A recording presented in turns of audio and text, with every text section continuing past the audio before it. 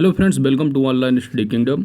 दोस्तों, UP triple S C PT के लिए जो घटना चक्र करंट अफेयर्स है वार्षिकांक यहाँ पर कवर किया जा रहा है, जो कि अपडेटेड है 20 जुलाई 2020 से लेकर के 20 जुलाई 2021 तक।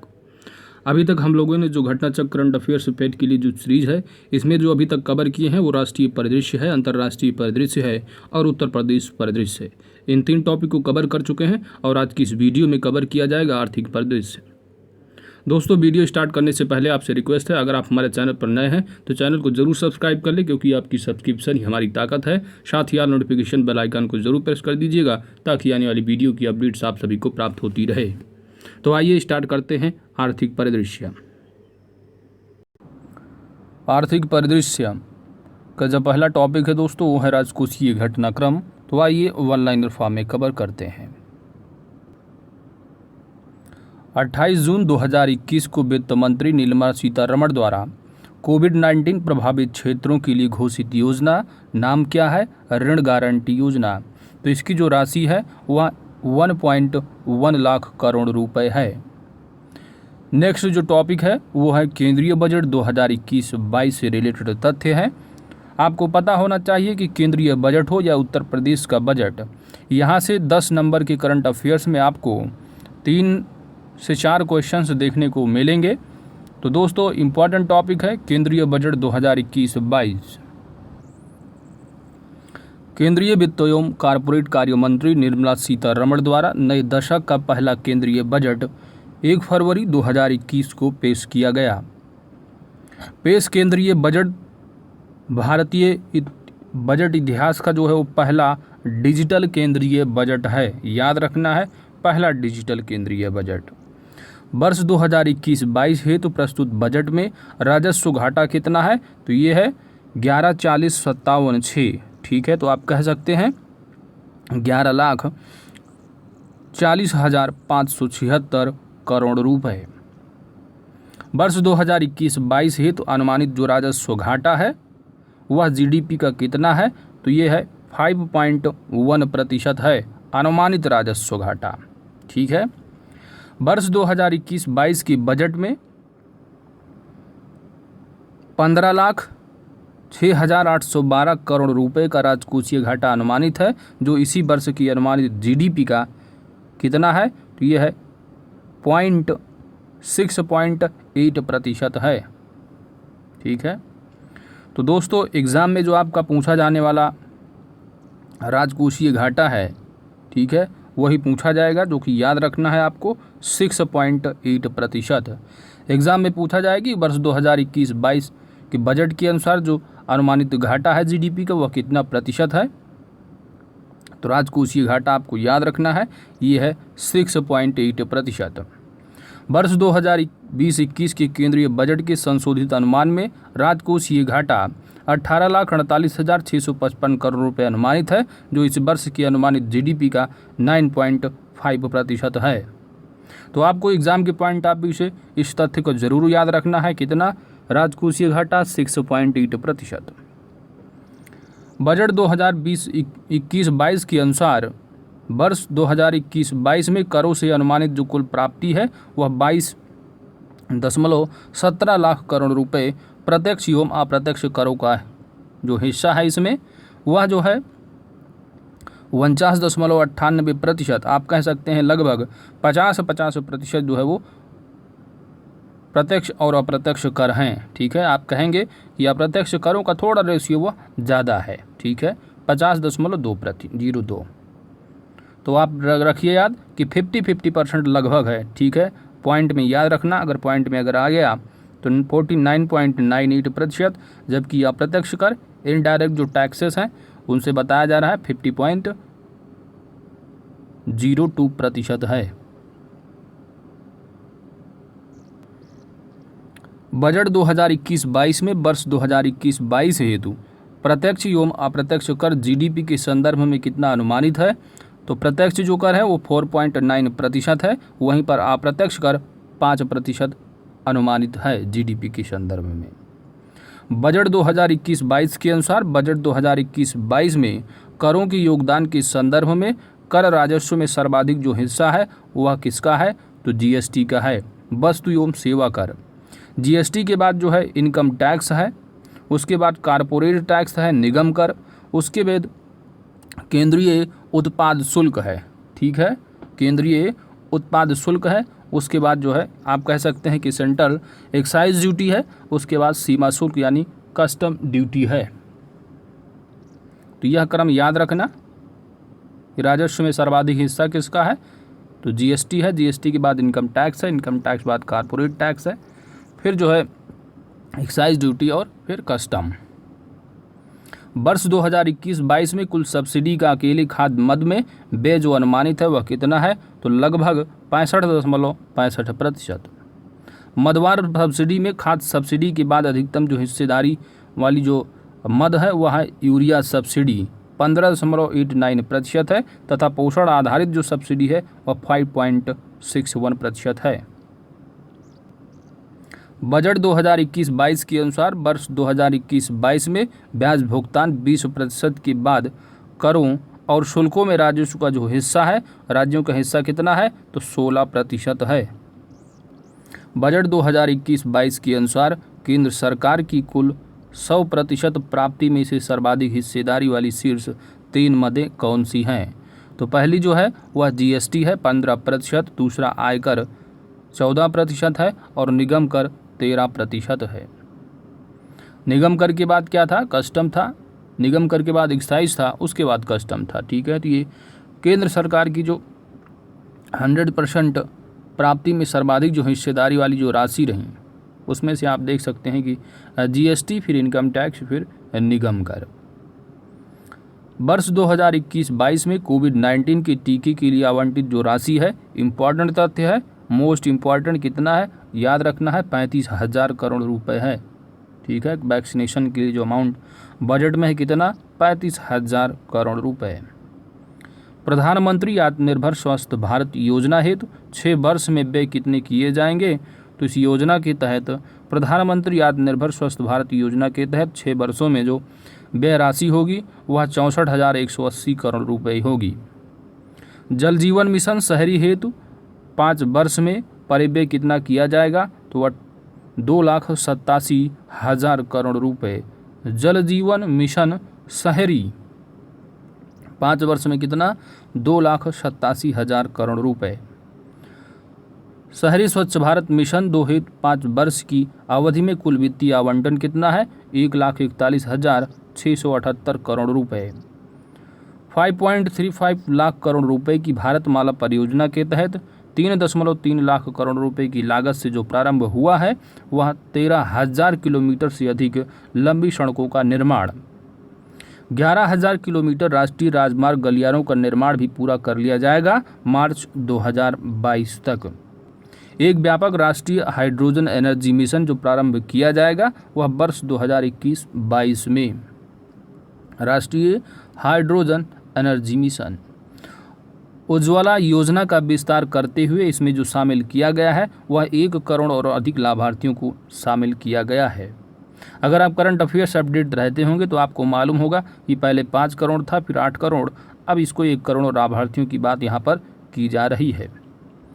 निवेश को आकर्षित करने हेतु कॉर्पोरेट कर की दर को कम करते हुए कितना किया गया है, तो विश्व में सबसे कम स्तर पर किया गया है।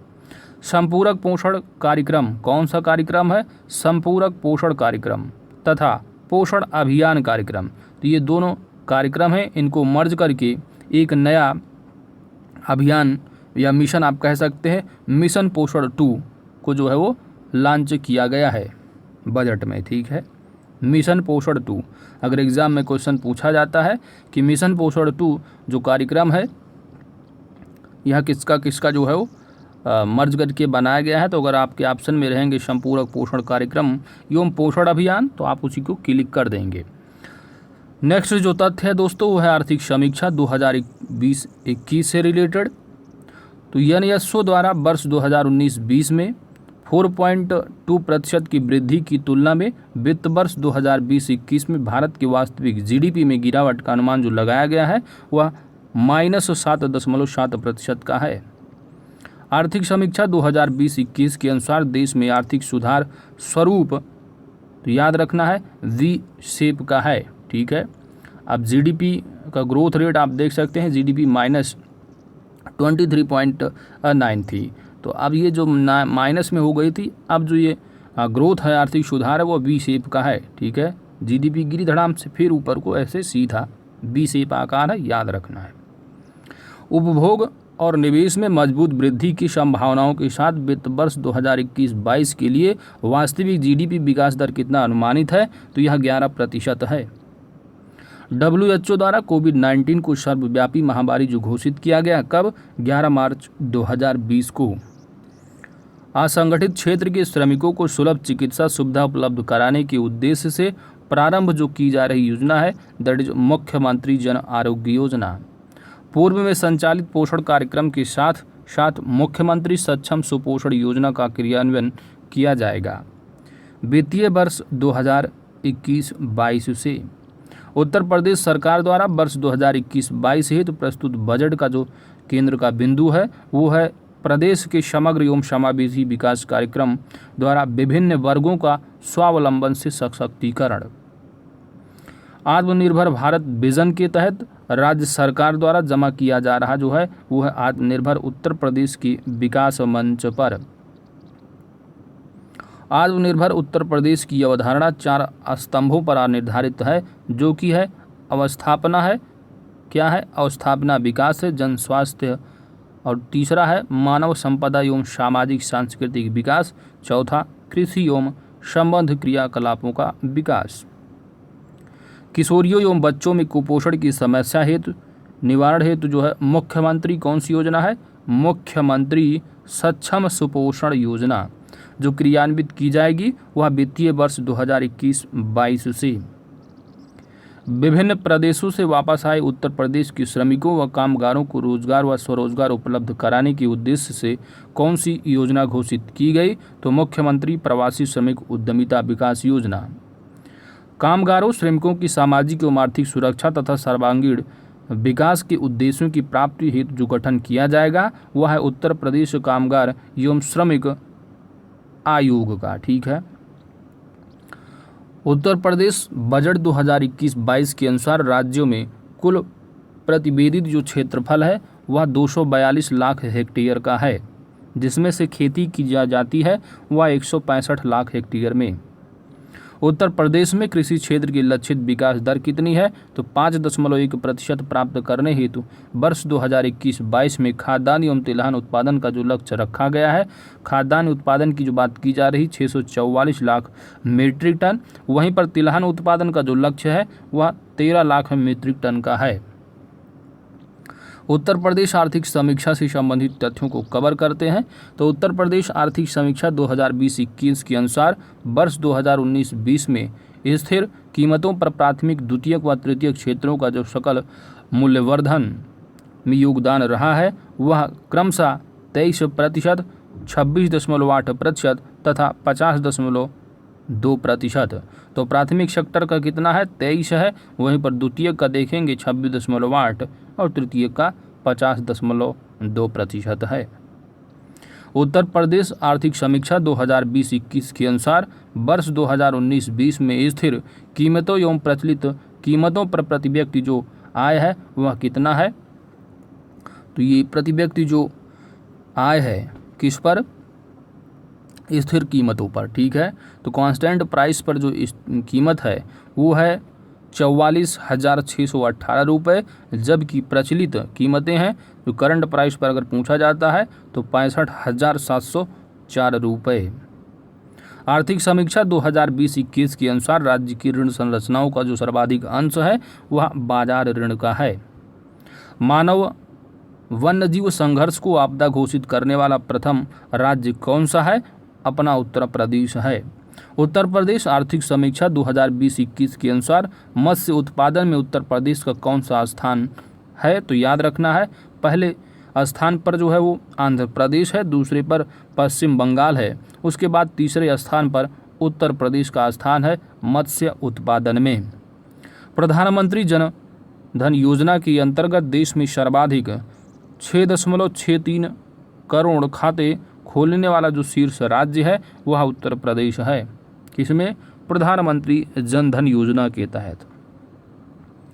किसानों को देय अनुदान का भुगतान डीबीटी के माध्यम से करने तथा मंडी अधिनियम में संशोधन करने वाला देश का पहला राज्य कौन सा बना है? उत्तर प्रदेश है।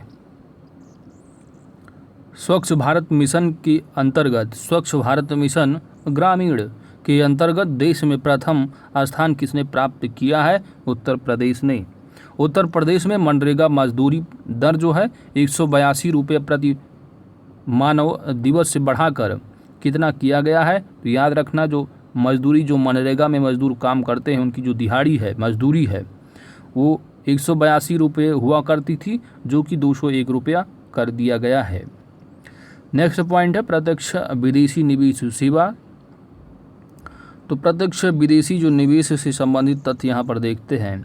शीर्ष निवेश देशों की दृष्टि से वित्त वर्ष 2020-21 में सिंगापुर 29% के साथ शीर्ष पर है। इसके बाद जो स्थान आता है वह संयुक्त राज्य अमेरिका का 23% और मॉरिशस का 9% है।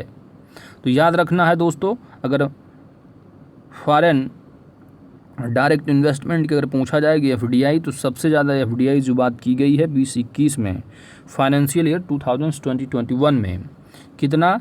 तो सिंगापुर नंबर 1 पर है। याद रखना कौन सी कंट्री है? सिंगापुर। दूसरे पर यूएसए है और तीसरे पर मॉरिशस। वित्त वर्ष 2019-20 की तुलना में वित्त वर्ष 2020-21 के दौरान अमेरिका और ब्रिटेन से एफडीआई इक्विटी अंतर प्रवाह में उल्लेखनीय वृद्धि दर्ज की गई है। तो आप कह सकते हैं कि अमेरिका जो वृद्धि है वो 227% है, वो जबकि ब्रिटेन से एफडीआई की जो आई है इंडिया में वह कितना है? तो ये है 44% वृद्धि। ठीक है, तो याद रखना इंपॉर्टेंट तथ्य है, सबसे ज़्यादा एफडीआई अगर है किस कंट्री से, तो भारत को जो मिली है वो है सिंगापुर, उसके बाद जो है यूएसए है, फिर मॉरिशस है। वित्त वर्ष 2020-21 के दौरान कुल एफडीआई इक्विटी अंतर प्रवाह 37% हिस्सेदारी के साथ गुजरात शीर्ष स्थान पर रहा। इसके बाद क्रमशः महाराष्ट्र है, फिर कर्नाटक है। अगर पूछा जाता है कि भारत में सबसे ज़्यादा, तो गुजरात की याद रखना, दूसरे नंबर पर महाराष्ट्र, तीसरे पर कर्नाटक है। कंट्री अगर पूछा जाएगा किस कंट्री का सबसे ज़्यादा, तो याद रखना है सिंगापुर है, दूसरा जो है यूएसए और तीसरे पर मॉरिशस है। वर्तमान में नवीकरणीय ऊर्जा क्षमता में भारत का जो स्थान है वह विश्व में 4था स्थान प्राप्त हुआ है। भारत की नवीकरणीय ऊर्जा उत्पादन क्षमता वर्तमान में बढ़ते हुए 136 गीगावाट हो गई है, जो देश की कुल ऊर्जा क्षमता का 36% है। तो याद रखना है कि वर्तमान में जो नवीकरणीय ऊर्जा उत्पादन क्षमता है इंडिया की वो है 136 गीगावाट। 14 जनवरी 2021 को भारत सरकार के विज्ञान एवं प्रौद्योगिकी मंत्रालय द्वारा नई दिल्ली में राष्ट्र को जो समर्पित किया गया है वह national innovation portal. National innovation portal को विकसित किसके द्वारा किया गया है? तो इसको जो विकसित किया गया है वह नेशनल इनोवेशन फाउंडेशन इंडिया के द्वारा। नेशनल इनोवेशन फाउंडेशन इंडिया क्या है? तो यह भारत सरकार के विज्ञान एवं प्रौद्योगिकी विभाग का एक स्वायत्त निकाय है। 13 जनवरी 2021 को फेसलेस कर आकलन क्या है?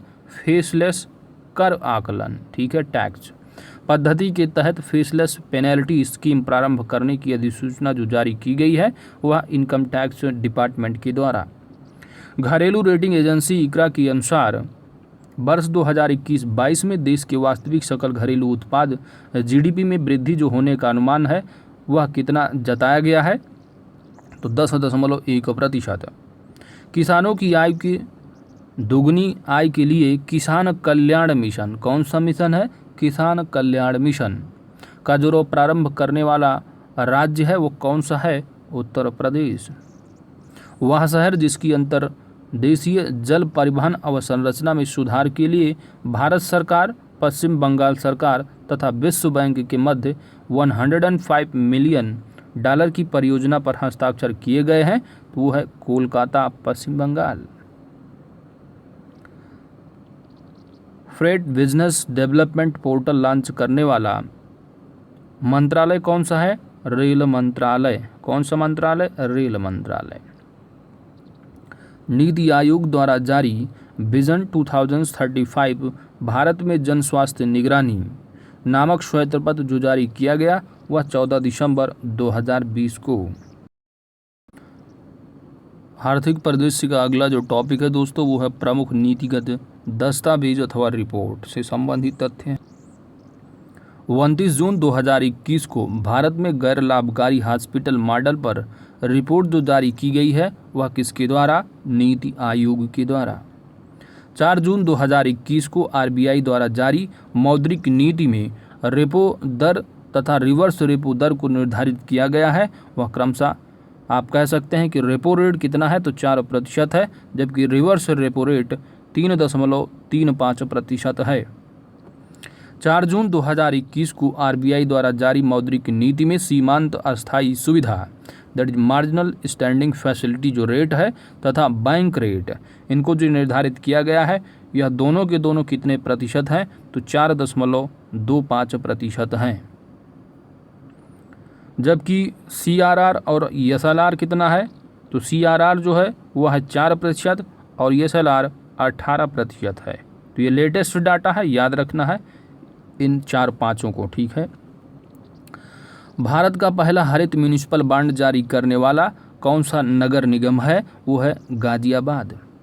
भारतीय रिजर्व बैंक से भारत में लघु वित्तीय बैंक के रूप में बैंकिंग व्यापार के संचालन का लाइसेंस प्राप्त करने वाला भारत का प्रथम शहरी सहकारी बैंक कौन सा है?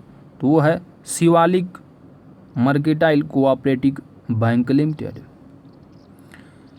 भारतीय रिजर्व बैंक द्वारा जारी प्रणालीगत रूप से महत्वपूर्ण घरेलू बैंकों की सूची में शामिल बैंक कौन सा है? तो एसबीआई है, आईसीआईसीआई बैंक है और एचडीएफसी बैंक है। मोस्ट इंपॉर्टेंट तथ्य है दोस्तों, इनको याद रखना है। 3 से बैंक है, पहले जो है वो एसबीआई आईसीआईसीआई होता रहता था, लेकिन अब जो है ये 19 जनवरी 2021 की रिपोर्ट के हिसाब से आप देखेंगे एचडीएफसी को भी शामिल किया गया है, ठीक है, महत्वपूर्ण घरेलू बैंकों की प्रणाली में। केंद्रीयकृत भुगतान प्रणाली में अधिक मूल्य की लेन देन हेतु कानूनी इकाई पहचानकर्ता जो प्रणाली की शुरुआत की गई है वह रिजर्व बैंक ऑफ इंडिया के द्वारा 1 जनवरी 2021 से प्रभावी भुगतान अवसंरचना कोष that is payments infrastructure development fund योजना के प्रारंभ होने की जो घोषणा की गई 5 जनवरी 2021 को वह रिजर्व बैंक ऑफ इंडिया के द्वारा UNDP united nation development programme, ठीक है, तो संयुक्त राष्ट्र विकास कार्यक्रम इंडिया के सहयोग से भारत का पहला सोशल इम्पैक्ट बॉन्ड जारी किया जाएगा। किसके द्वारा? तो यह है पिपरी चिंचवाड़ नगर निगम पुणे के द्वारा। 15 दिसंबर 2020 को डिजिटल भुगतान ऐप नाम क्या है? डाक पे की शुरुआत किसके द्वारा किया गया है? यह इंडिया पोस्ट पेमेंट बैंक ने। 1 जनवरी 2021 से 50,000 रुपये तथा उससे अधिक की मूल्य की सभी चेक हेतु पॉजिटिव पे सिस्टम शुरू करने का जो निर्णय लिया गया है वह भारतीय रिजर्व बैंक के द्वारा। 1 जनवरी 2021 को भारतीय रिजर्व बैंक ने जो लॉन्च किया है उसका नाम है डिजिटल भुगतान सूचकांक। डिजिटल भुगतान सूचकांक का जो उद्देश्य है वह देश में नगद रहित यानी कैशलेस लेन देन की वृद्धि को मापना है।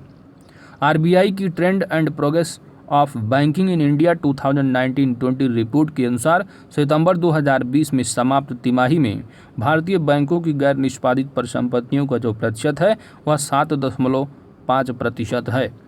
14 दिसंबर 2020 को भारतीय रिजर्व बैंक द्वारा इस बैंक का लाइसेंस रद्द कर दिया गया है। तो आरबीआई के द्वारा जो 24 दिसंबर 2020 को लाइसेंस रद्द किया गया है उस बैंक का नाम है Subhadra local area bank, Kolhapur Maharashtra का। 7 दिसंबर 2020 को भारतीय रिजर्व बैंक द्वारा किस बैंक का लाइसेंस रद्द किया गया है? तो ये 24 दिसंबर को हुआ है सुभद्रा का, और 7 दिसंबर यानी उसके पहले जो रद्द किया था वो था दकराड़ जनता सहकारी बैंक लिमिटेड। आर्थिक परिदृश्य का अगला जो टॉपिक है दोस्तों वो है कृषि एवं संबंध क्षेत्र। 9 जून 2021 को जारी खरीफ फसलों के न्यूनतम समर्थन मूल्य 2021-22 के अनुसार वर्ष 2021-22 हेतु धान सामान्य के जो और धान ग्रेड ए के लिए जो निर्धारित मूल्य है वह कितना है? तो यह 1940 रुपये है, जबकि धान जो ग्रेड है ए उसका जो है कितना है? तो यह 1960 रुपये है खरीफ फसलों का, ठीक है, जो कि धान्य और सामान्य धान। जबकि जो 1868 और 1888 था वो कौन से ईयर का था? तो दोस्तों ईयर का जो था वो था फाइनेंशियल ईयर 2020-21 का। तो इसमें कितना किया गया है? 1940 और इसमें 20 रुपये अधिक। वहाँ पर भी 1868 में भी जोड़ोगे तो वहाँ भी 1888 हो जाएगा, 20 का अंतर है। 9 जून 2021 को जारी खरीफ फसलों के न्यूनतम समर्थन मूल्य में सर्वाधिक जो मूल्य वृद्धि दर्ज की गई है वह तिल में कितना? 452 रुपये प्रति क्विंटल। 25 मई 2021 को जारी प्रमुख कृषि फसलों के तृतीय अग्रिम अनुसार 2020-21 के वर्ष 2020-21 के दौरान देश में कुल खाद्यान्न जो उत्पादन अनुमानित है वह कितना? तो 305.44 मिलियन टन। 8 मार्च 2021 को जारी बागवानी फसलों के प्रथम अग्रिम अनुमान 2020-21 के अनुसार देश में बागवानी फसलों का जो कुल उत्पादन अनुमानित है वह 326.58 मिलियन टन है। 8 मार्च 2021 को जारी बागवानी फसलों के पहले आंकड़ों के अनुसार देखेंगे, यानी प्रथम अग्रिम अनुमान, तो वर्ष 2020-21 में देश में फलों का जो कुल उत्पादन अनुमानित है वह 103.23 मिलियन टन। राष्ट्रीय बागवानी मेला 2021 का केंद्रीय थीम क्या रहा? तो जो केंद्रीय विषय रहा वह रहा बागवानी स्टार्टअप और स्टैंडअप इंडिया के लिए। बागवानी स्टार्टअप और स्टैंडअप इंडिया के लिए राष्ट्रीय बागवानी मेला 2021 का जो आयोजन करता रहा वो रहा ICAR, भारतीय बागवानी अनुसंधान संस्थान बेंगलुरु। फसलों के कीटों और रोगों से संबंधित किसानों के प्रश्नों के समाधान हेतु IIT हैदराबाद के शोधकर्ताओं द्वारा कौन सा ऐप विकसित किया गया है? तो इसका नाम है क्रॉप दर्पण ऐप। 5 दिवसीय राष्ट्रीय बागवानी मेला 2021 का जो आयोजन किया गया वो 8 से 12 फरवरी 2021 के मध्य। रेशम उत्पादन के क्षेत्र में भारत का विश्व में कौन सा स्थान है? याद रखना है, दूसरा स्थान है। जबकि रेशम का सबसे बड़ा उत्पादक कौन सा है? तो सबसे बड़ा जो उत्पादक देश है विश्व में वह चाइना पहले नंबर पर है और अपना प्यारा भारत दूसरे नंबर पर है रेशम उत्पादन के मामले में। प्रधानमंत्री फसल बीमा योजना ने अपनी सफलता पूर्वक संचालन को 5 वर्ष कब पूरे किए हैं? तो 13 जनवरी 2021 को। 31 दिसंबर 2020 को एग्री इंडिया हैकाथॉन की पहले संस्करण का उद्घाटन कहाँ किया गया है? तो यह किसके द्वारा किया गया है? याद रखना है, कृषि एवं किसान कल्याण मंत्रालय, भारत सरकार के द्वारा। एग्री इंडिया हैकाथॉन क्या है? तो ये आत्मनिर्भर भारत के तहत कृषि क्षेत्र में संवाद करने और नवाचारों में तेजी लाने हेतु एक ऑनलाइन कार्यक्रम है। भारतीय कपास के लिए पहला ब्रांड एवं लोगो जो लॉन्च किया गया है वो द्वितीय विश्व कपास दिवस के अवसर पर यानी 7 अक्टूबर 2020 को। भारत का प्रीमियम कॉटन विश्व कपास व्यापार में जो जाना जाएगा किस रूप में?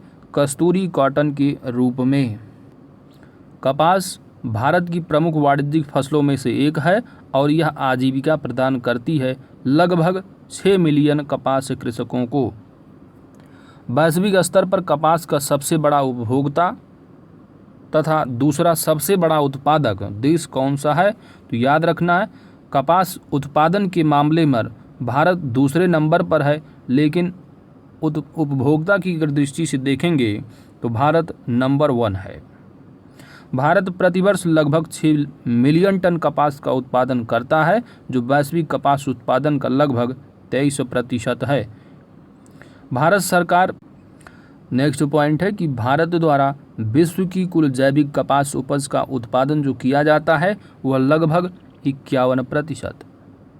21 सितंबर 2020 को जारी रबी फसलों के न्यूनतम समर्थन मूल्य के तहत विपणन मौसम 2020-21 हेतु गेहूं का जो मूल्य निर्धारित किया गया है वह 1975 रुपये प्रति कुंटल, जबकि धान का कितना रहा तो याद रखना 1960, ठीक है, और 1980, ठीक है।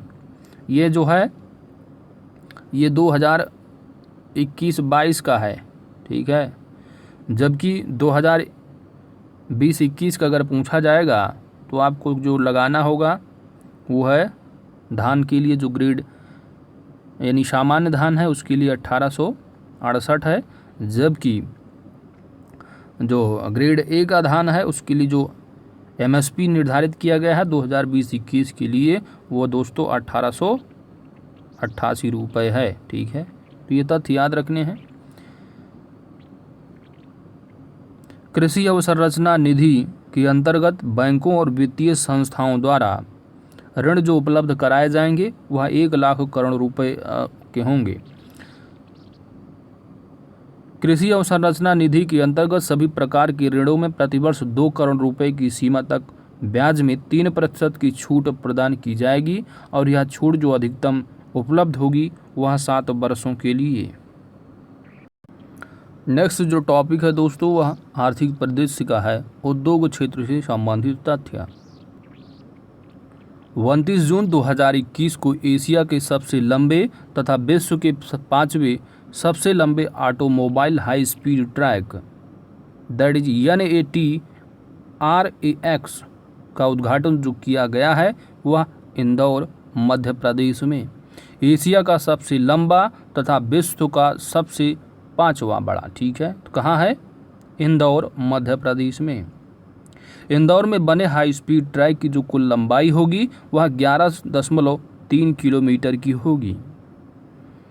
देश के सकल घरेलू उत्पाद में MSME क्षेत्र का जो योगदान है वह 30% है और यह रोजगार प्रदान जो करता है वह 11 करोड़ लोगों से अधिक लोगों को। व्यापारिक भारत की जो विदेश व्यापार नीति है यह प्रतिपादित जो की जाती है वो 5 वर्षों के लिए। भारत की नई विदेश व्यापार नीति 2021 से 26 लागू होगी, यानी 1 अप्रैल 2021 से लेकर के 31 मार्च 2026 तक। 17 से 19 मार्च 2021 के मध्य नई दिल्ली में रसायन एवं पेट्रोकेमिकल विभाग द्वारा फिक्की के सहयोग से जो आयोजन किया गया वो है इंडिया केम 2021। इंडिया केम 2021 का जो केंद्रीय विषय रहा, थीम रहा, वो रहा भारत रसायन एवं पेट्रोकेमिकल के लिए वैश्विक उत्पादन हब। केंद्र सरकार ने वस्त्र मंत्रालय के प्रशासनिक नियंत्रण के अधीन किस निगम को बंद करने की मंजूरी प्रदान की है वो है भारतीय हस्तशिल्प और हथकरघा निर्यात निगम लिमिटेड।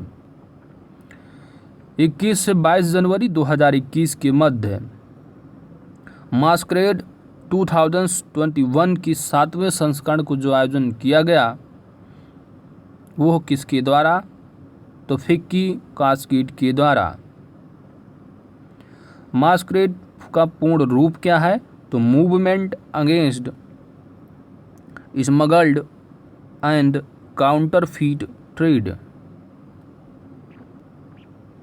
जनवरी 2021 में ऑनलाइन भुगतान धोखाधड़ी से एयरटेल के ग्राहकों को बचाने के लिए एयरटेल सेफ क्या है? एयरटेल सेफ पे लॉन्च किया गया है। तो किसके द्वारा? तो एयरटेल पेमेंट्स बैंक के द्वारा। 25 जनवरी 2021 को बाजार पूंजीकरण के आधार पर रिलायंस इंडस्ट्री को पीछे छोड़ते हुए देश की सबसे मूल्यवान कंपनी कौन सी बन गई है? तो यह Tata consultancy services that is TCS। पर्यावरण को प्रदूषित करने वाले पुराने वाहनों तथा केंद्रीय सड़क परिवहन एवं राजमार्ग मंत्रालय ने कौन सा जो टैक्स है उसको आरोपित करने के प्रस्ताव को मंजूरी प्रदान की है। यानी एक तरह का और टैक्स लगाया जाएगा, उसका नाम है हरित कर, that is green tax.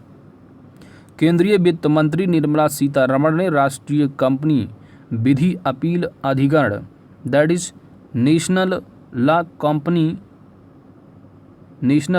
Company law appellate tribunal, ठीक है, इसकी बेंच का उद्घाटन किया गया है और यह चेन्नई में। राष्ट्रीय कंपनी विधि अपील अधिकरण की प्रमुख बेंच स्थित कहाँ है? नई दिल्ली में। भारतीय कपड़ा उद्योग को वैश्विक स्तर पर प्रतिस्पर्धी बनाने हेतु केंद्र सरकार द्वारा प्रस्तावित योजना का नाम क्या है? मित्र योजना, ठीक है। तो बजट में ये चीज़ आप देखे होंगे। मित्र का जो पूर्ण रूप क्या है? तो mega investment textile park. Bharat को तेल आपूर्तिकर्ता शीर्ष देश कौन से हैं? तो पहले नंबर पर इराक है, दूसरे पर यूएसए है तथा तीसरे पर नाइजीरिया।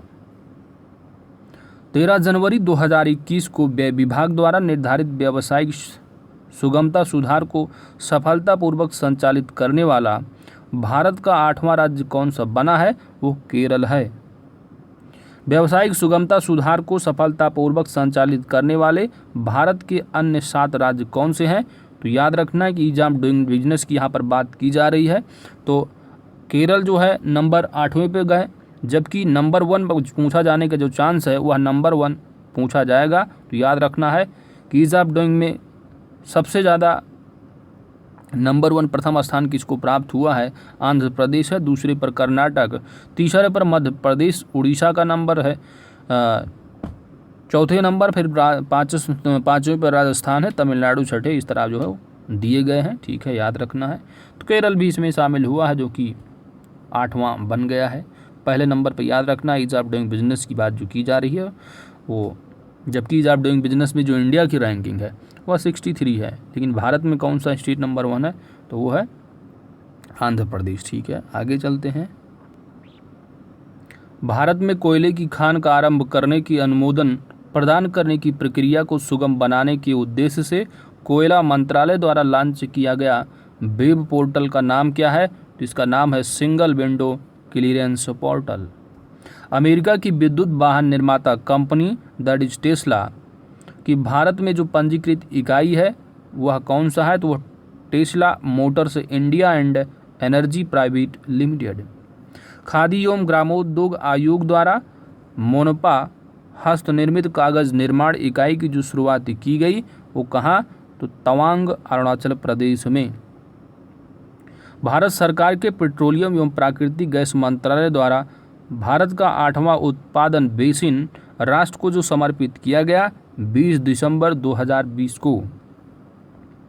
कृष्णा गोदावरी बेसिन स्थित KG-D6 ब्लॉक के आर क्लस्टर से गैस का उत्पादन आरंभ करने की जो घोषणा की गई 18 दिसंबर 2020 को। तो यह किसके द्वारा?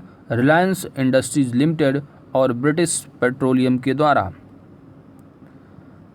जल में 2000 मीटर से अधिक की गहराई पर स्थित एशिया का सबसे गहरा अपतटीय गैस क्षेत्र कौन सा है? R cluster. तेल आयात खर्च के साथ कार्बन डाइऑक्साइड एवं हाइड्रोकार्बन इत्यादि के उत्सर्जनों को कम करने के लिए भारत सरकार द्वारा प्रस्तावित ईंधन कौन सा है? E20 ईंधन। E20 ईंधन जो मिश्रण है वह 20% इथेनॉल और गैसोलीन का मिश्रण है। नीति आयोग द्वारा जारी भारत का पहला डिजिटल एसेट मैनेजमेंट एवं स्टोरेज प्लेटफॉर्म कौन सा है? जिसका नाम होगा डिजीबॉक्स। अगस्त 2020 में प्रतिस्पर्धात्मकता संस्थान की साझेदारी में निर्यात तैयारी सूचकांक 2020 जारी किया गया, किसके द्वारा? नीति आयोग के द्वारा। निर्यात तैयारी सूचकांक 2020 की संरचना में शामिल 4 स्तंभ कौन से हैं? तो नीति है, व्यवसाय परितंत्र है, निर्यात परितंत्र और निर्यात निष्पादन। निर्यात तैयारी सूचकांक 2020 के अनुसार सर्वश्रेष्ठ प्रदर्शन करने वाले राज्यों की श्रेणी में कौन सा है? तो ये है अधिकांश जो है वो तटीय राज्य हैं, अधिकांश जो है तटीय राज्य जो है इनमें शामिल हैं। अगर रैंकिंग के हिसाब से आपको देखना है तो गुजरात नंबर 1 पर है, महाराष्ट्र दूसरे नंबर पर, तमिलनाडु तीसरे नंबर पर है, जबकि उत्तर प्रदेश का स्थान कौन सा है?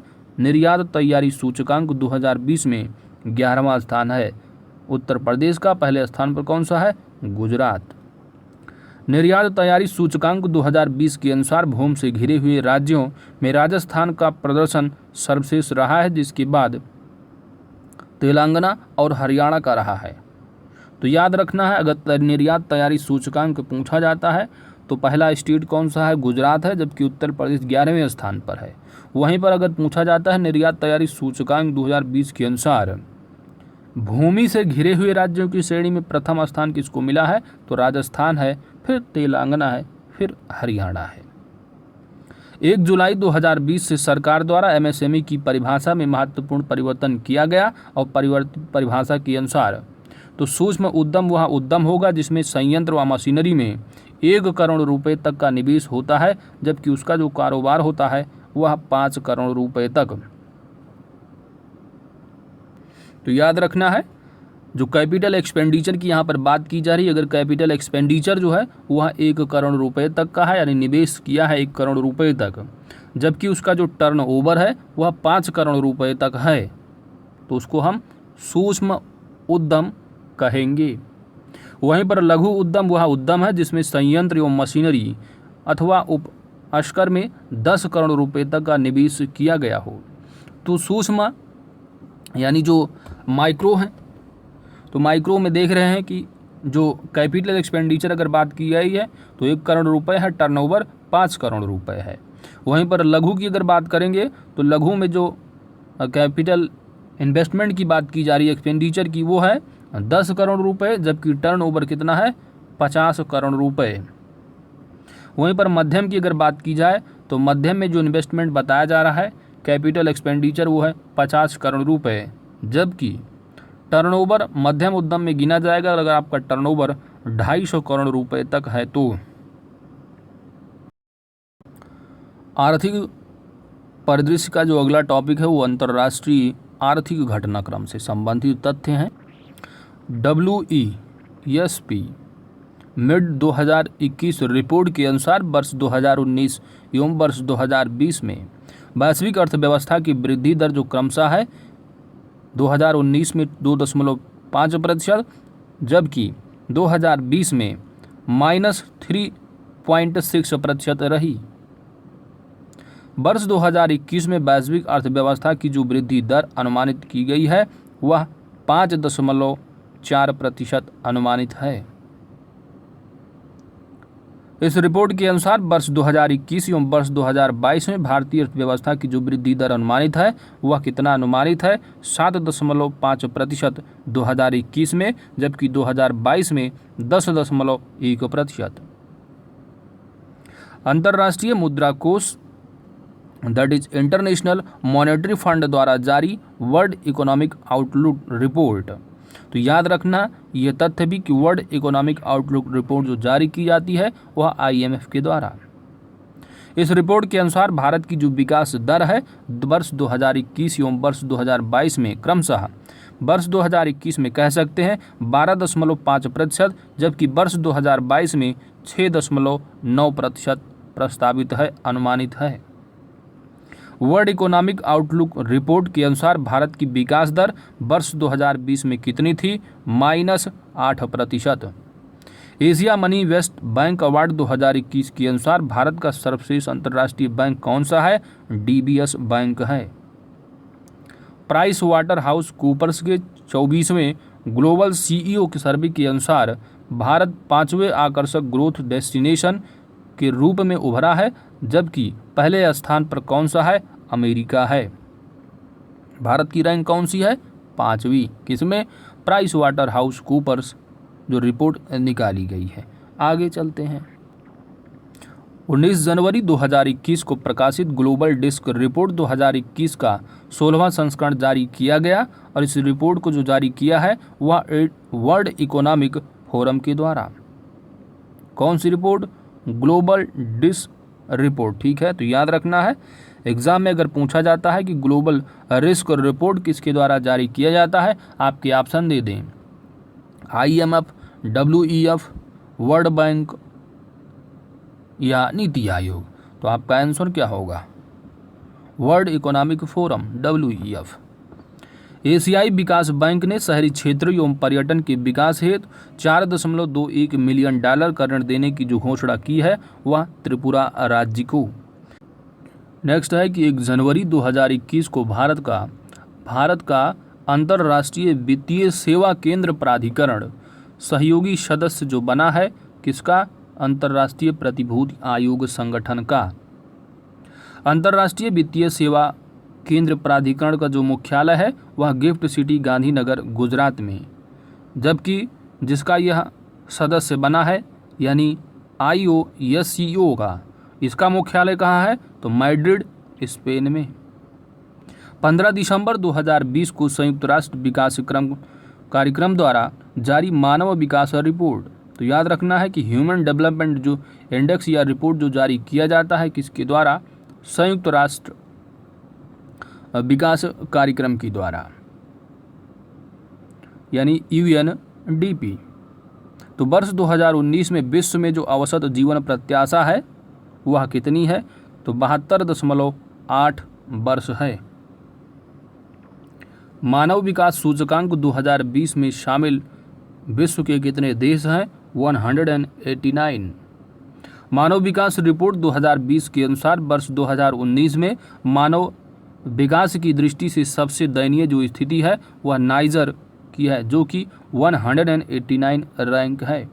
वहीं पर मानव विकास रिपोर्ट 2020 के अनुसार सर्वाधिक लैंगिक समानता वाले देशों में जो सर्वोच्च स्थान प्राप्त किया है स्विट्जरलैंड ने।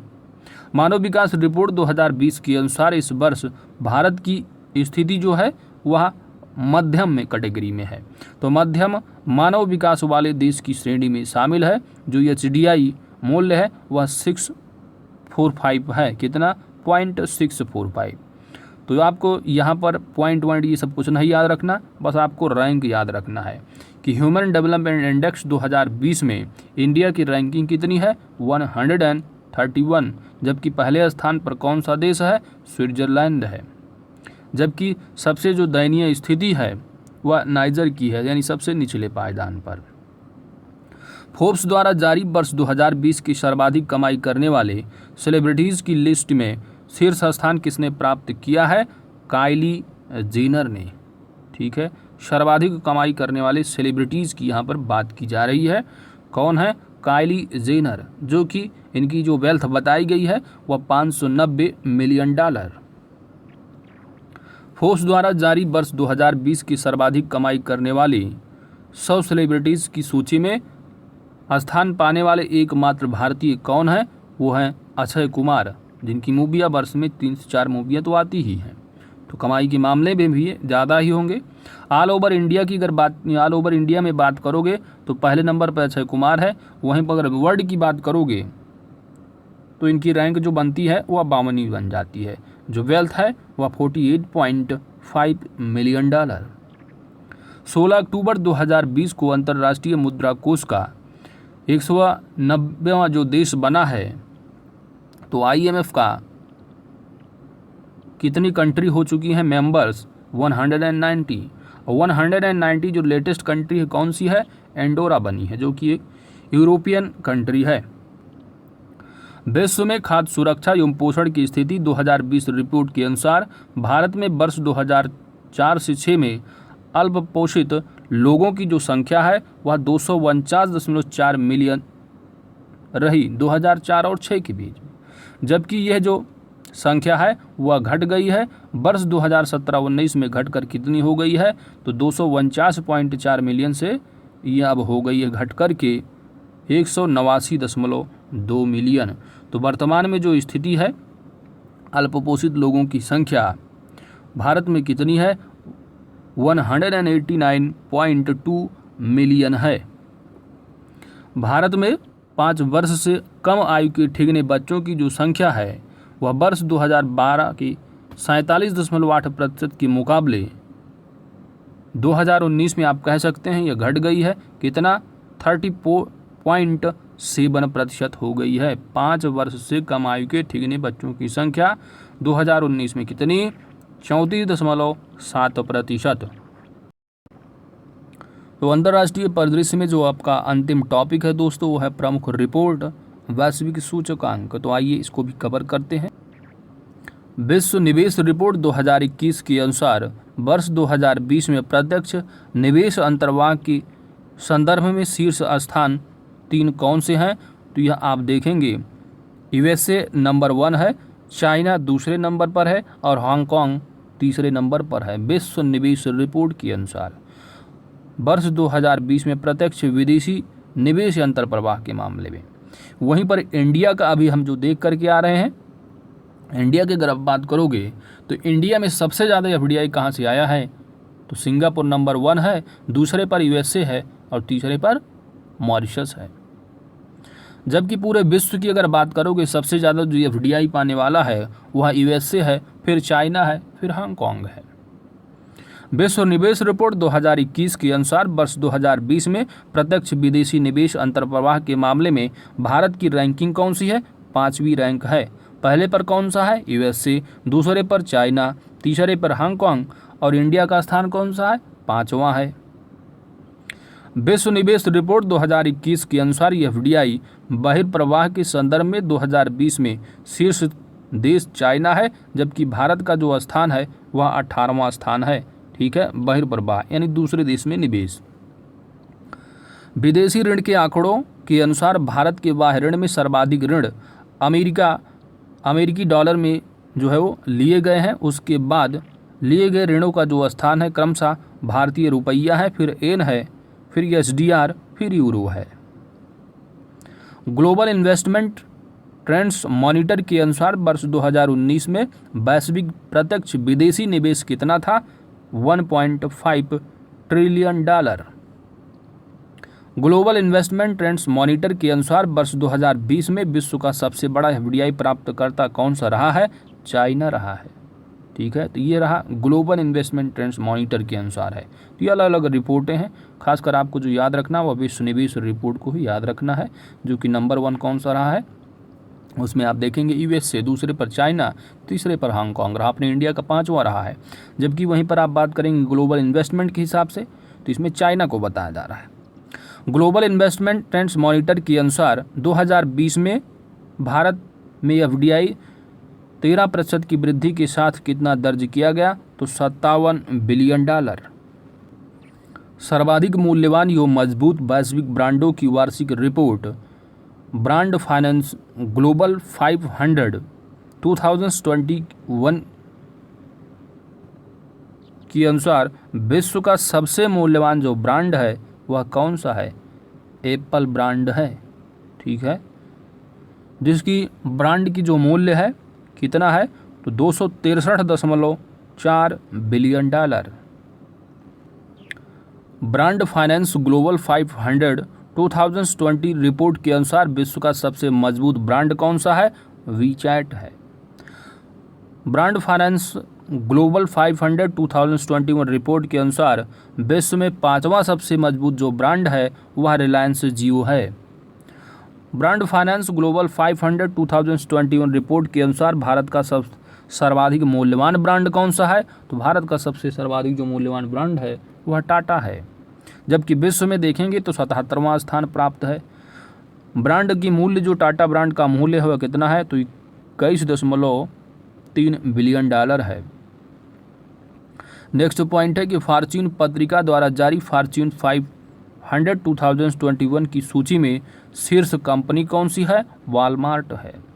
इंडिया एनर्जी आउटलुक 2021 के अनुसार क्रमशः चाइना, अमेरिका एवं यूरोपीय संघ के पश्चात वर्तमान में चौथा सबसे बड़ा वैश्विक ऊर्जा उपभोक्ता देश कौन सा है? अपना प्यारा भारत।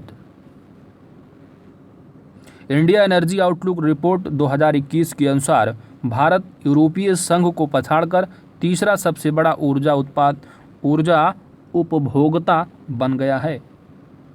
तो यह जो बताया जा रहा है यह वर्ष 2030 तक। ठीक है, तो वर्तमान में जो स्थिति है वह रैंक जो है कितना है? तो चौथा रैंक है। जबकि बताया जा रहा है कि वर्ष 2030 तक कौन सा स्थान होगा? तीसरा स्थान होगा। किसको पछाड़ेगा? यूरोपीय संघ को। वर्ष 2020 की हूरन ग्लोबल 500 सूची के अनुसार विश्व की सबसे मूल्यवान कंपनी कौन सी है? एप्पल है। वर्ष 2020 की हूरन ग्लोबल 500 सूची के अनुसार भारत की सबसे मूल्यवान कंपनी रिलायंस इंडस्ट्रीज है, जबकि विश्व में 54वां स्थान है और संपत्ति जो इसकी है, वेल्थ जो है वह 168.8 बिलियन डॉलर की है। फोर्ब्स 100 सर्वाधिक शक्तिशाली महिलाओं की सूची में महिलाओं की सूची है, मोस्ट इम्पॉर्टेंट है, तो 2020 में दूसरी बार शामिल भारतीय वित्त मंत्री निर्मला सीतारमण का स्थान है। तो ये इनका जो स्थान है, जो कि दूसरी बार शामिल होने वाली महिला रहीं, 41वां स्थान है, जबकि वहीं 2019 में 34वां स्थान था। खाद्यान्न उत्पादन का लक्ष्य वर्ष 2020-21 के लिए 301 मिलियन टन निर्धारित किया गया है, जो वर्ष 2019-20 के उत्पादन की तुलना में 1.5% अधिक है। वित्त वर्ष 2020-21 में भारत की जीडीपी में जो वृद्धि है वह -7.7% अनुमानित है और इस अवधि के प्रथम एवं द्वितीय छमाही में यह जो वृद्धि दर अनुमानित है, प्रथम छमाही में -15.7%, जबकि दूसरी छमाही में 0.1% माइनस में। वर्ष 2020-21 में जीबीए वृद्धि दर जो अनुमानित है वह -7.2% अनुमानित है। 2018-19 में जीडीपी के अनुपात में सकल बचत जो अनुमानित है वह 30.1%। वहीं पर जीडीपी के अनुपात में 18-19 में सकल पूंजी निर्माण जो अनुमानित है वह 32.2% है। जो ये 18-19 जो दिए गए हैं ना दोस्त, ये गलत है, ठीक है। यहाँ पर आप 20-21 मानिए। चालू कीमतों पर 20-21 में प्रति व्यक्ति शुद्ध राष्ट्रीय जो आय होगी, यानी पर कैपिटल नेट नेशनल इनकम जो अनुमानित है वह है 1,26,968 रुपये। लॉकडाउन के तहत भारत सरकार एवं आरबीआई द्वारा कुल मिलाकर 29.87 लाख करोड़ रुपए की प्रोत्साहन राशि घोषित की गई, जो सकल राष्ट्रीय उत्पाद का है कितना? 15%। विशेष आर्थिक और व्यापक पैकेज घोषित जो किया गया है वह 13 से 17 मई 2020 से। आत्मनिर्भर भारत 3 के तहत उपायों की जो घोषणा की गई है 12 नवंबर 2020 को। वर्ष 2019-20 की तुलना में वर्ष 2020-21 की अवधि में भारत के साथ अनुकूल व्यापार संतुलन दर्शाने वाले शीर्ष 4 देश कौन से हैं? तो पहले स्थान पर है अमेरिका, दूसरे पर बांग्लादेश, तीसरे पर है नेपाल और चौथे पर है यूनाइटेड किंगडम। वर्ष 2019-20 की तुलना में वर्ष 2020-21 की अवधि में भारत के साथ सर्वाधिक घाटा प्रदर्शित करने वाले कौन से हैं? तो व्यापार संतुलन में आप देखा यूएसए नंबर 1 पर है, जबकि सर्वाधिक घाटे की अगर बात की जाएगी तो वो है चाइना, दूसरे पर इराक है, फिर सऊदी अरब है, फिर स्विट्जरलैंड है। भारतीय फार्मास्यूटिकल उद्योग मात्रा के संदर्भ में विश्व में चाइना एवं इटली के बाद तीसरे स्थान पर है कौन सा देश? जबकि मूल्य के संदर्भ में वैश्विक स्तर पर जो ये विश्व का 14वां सबसे बड़ा उद्योग है, ठीक है। तो याद रखना है कि जो भारतीय फार्मास्यूटिकल उद्योग है की जो मात्रा है वह तीसरे नंबर पर है, चाइना जो है पहले पर है, इटली दूसरे पर, चाइना अपने प्यारे भारत का तीसरा स्थान है। जबकि मूल्य के संदर्भ में वहीं पर देखेंगे तो वैश्विक स्तर पर भारत का जो स्थान है वह 14वां सबसे बड़ा उद्योग का स्थान है फार्मास्यूटिकल में। भारत ने विश्व फार्मा निर्यात में अपनी हिस्सेदारी वर्ष 2010 के 1.4% से बढ़ाकर वर्ष 2019 में कितना कर लिया है? तो इन 10 वर्षों में 2.6% कर लिया है, 1.4% से बढ़ाकर फार्मा निर्यात में। वर्ष 2019 में विश्व फार्मा निर्यात में हिस्सेदारी के संदर्भ में भारत 11वें स्थान पर है, जबकि जर्मनी पहले नंबर पर, स्विट्जरलैंड दूसरे पर और यूएसए तीसरे नंबर पर है। अप्रैल नवंबर 2020 की अवधि में भारत के लिए शीर्ष 5 निर्यात गंतव्य कौन से रहे? यूएसए, चाइना, यूएई, हांगकांग तथा सिंगापुर। अप्रैल नवंबर 2020 की अवधि में भारत के लिए शीर्ष 5 आयात गंतव्य कौन से रहे? तो निर्यात में यूएसए नंबर 1 है, वहीं पर आयात की बात करेंगे तो चाइना नंबर 1 हो जाता है। दूसरे पर यूएसए आ जाता, तीसरे पर यूएई है, फिर हांगकांग, फिर सऊदी अरब है। तो पहले को ज़्यादा आप ध्यान दीजिएगा, ठीक है।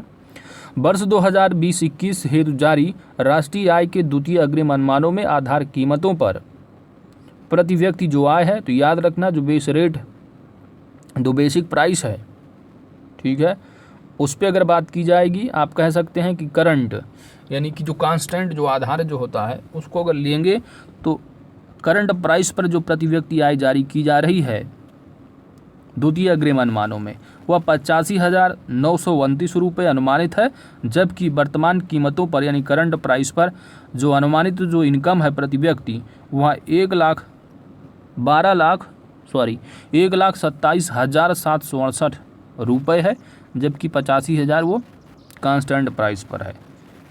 करंट पर कितनी? 1,27,768 रुपये। केंद्रीय मंत्रिमंडल द्वारा डायरेक्ट टू होम प्रसारण सेवाओं के लिए स्वीकृत प्रत्यक्ष विदेश निवेश कितना है? 100% है। प्रधानमंत्री नरेंद्र मोदी की अध्यक्षता में केंद्रीय मंत्रिमंडल ने आत्मनिर्भर भारत रोजगार योजना को मंजूरी 9 दिसंबर 2020 को प्रदान की।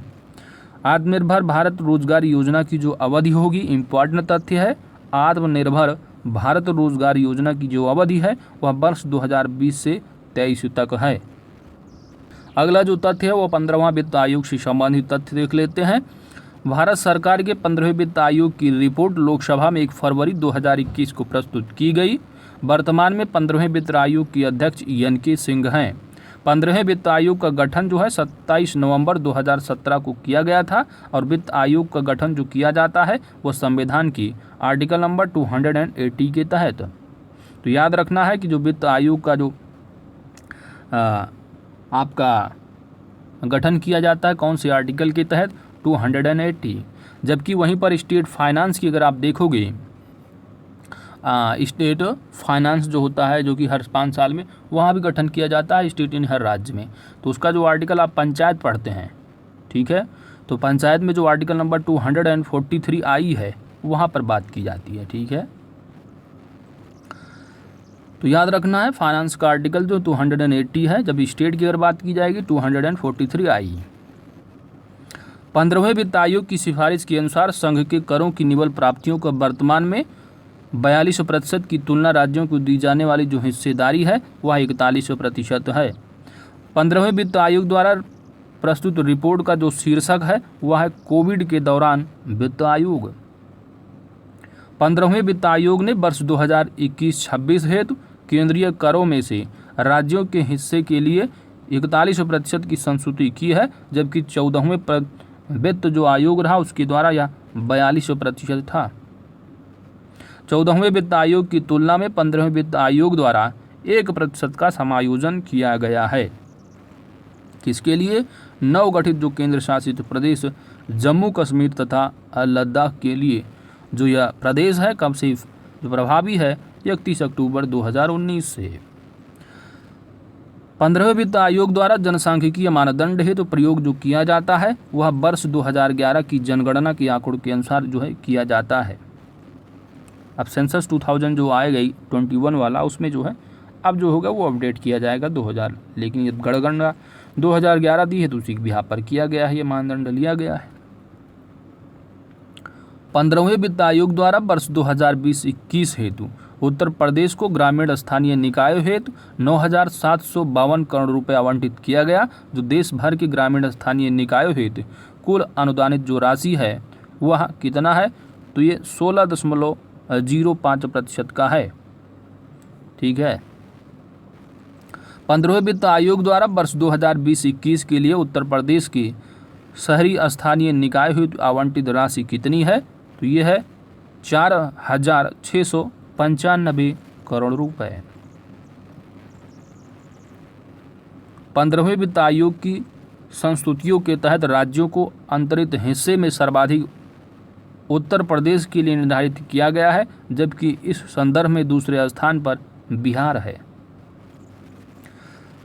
उत्तर प्रदेश बजट 2021-22 से संबंधित तथ्य को देख लेते हैं कि 22 फरवरी 2021 को उत्तर प्रदेश सरकार द्वारा प्रस्तुत किए गए बजट 2021-22 का जो आकार है कितना है, तो 55,027.78 ठीक है करोड़ रुपए। उत्तर प्रदेश सरकार का बजट अनुमान 2021-22 तथा विगत वर्ष 2020-21 के बजट के अनुमान एवं संशोधित अनुमान की तुलना है वह कितना है, तो 21-22 में आप देखेंगे वह 7.29% है, जबकि विगत वर्ष का जो संशोधित अनुमान रहा वह 32.68%। तो आपको यहाँ पर बजट जरूर याद रखना है, बजट का अमाउंट तो ठीक है, जबकि आपका जो इम्पॉर्टेंट तथ्य है जैसे कि 6.8 फिजिकल डिपॉजिट केंद्र बजट का है, इसी तरह स्टेट को याद रखना है। मोस्ट इम्पॉर्टेंट तथ्य है फिजिकल डिफिसिट पूछा जाता है, राजकोषीय घाटा तो 4.17% है, याद रखना इम्पॉर्टेंट तथ्य है। कर राजस्व का सकल राज्य घरेलू उत्पाद के साथ अनुपात वर्ष 2021-22 की बजट में 14.1% अनुमानित है, जबकि वर्ष 2019-20 के वास्तविक आंकड़ों एवं वर्ष 2020-21 के संशोधित अनुमानों में यह क्रमशः 14.2% व 11.5% अनुमानित रहा। आगे चलते हैं। वर्ष 2021-22 के दौरान उत्तर प्रदेश सरकार की कुल अनुमानित संसाधनों में राजस्व प्राप्तियों का जो अंश है वह 77.5% है, जिसमें राज्य का स्वयं का कर राजस्व तथा केंद्रीय करों में राज्यांश लाभ जो अनुमानित है, तो आप कह सकते हैं कि जिसमें राज्य का जो स्वयं का कर राजस्व है वह 34.5% है, जबकि 22.1% केंद्रीय करों का राज्यांश अनुमानित है। उत्तर प्रदेश बजट 2021-22 में किसानों के उत्थान तथा उनकी आय दोगुना करने के उद्देश्य से वर्ष 2021-22 से क्रियान्वित कौन सी योजना किया जाएगा, तो इस योजना का नाम है आत्मनिर्भर कृषक समन्वित विकास योजना। तो दोस्तों इसी के साथ हमारा जो अंतर्राष्ट्रीय आर्थिक परिदृश्य है वह फिनिश होता है, ठीक है, कंप्लीट कर लिया गया है। तो अगला जो लेक्चर आएगा वो वैज्ञानिक परिदृश्य का होगा। तो दोस्तों अगर हमारी वीडियो आपको अच्छी लगी है तो वीडियो को लाइक ज़रूर कीजिएगा, चैनल पर नए हैं तो चैनल को सब्सक्राइब करना मत भूलिएगा, साथ ही घंटा को ज़रूर दबा दीजिएगा ताकि आने वाली वीडियो की अपडेट्स आप सभी को प्राप्त होती रहे। Thanks for watching, God bless you all.